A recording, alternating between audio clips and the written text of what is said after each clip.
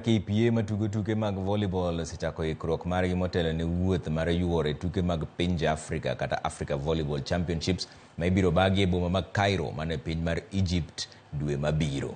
Jopuonj tim no James Ontere olero ni gisemedo jotugo mabeyo ka ochano duogo gi loch mag bang' tieko thuolo mar 6 e tuke mane obagi higa mokalo e piny mar Egypt. Ontere ne okawo thuolo mar Sami Mulinge mane odhi tiego tim mar APR mar piny Rwanda dwe mar 6 higa mokalo.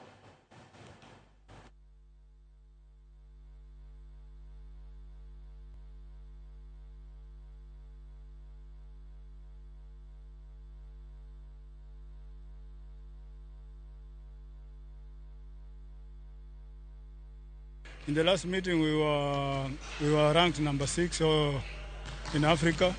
We were the number 6 club in Africa.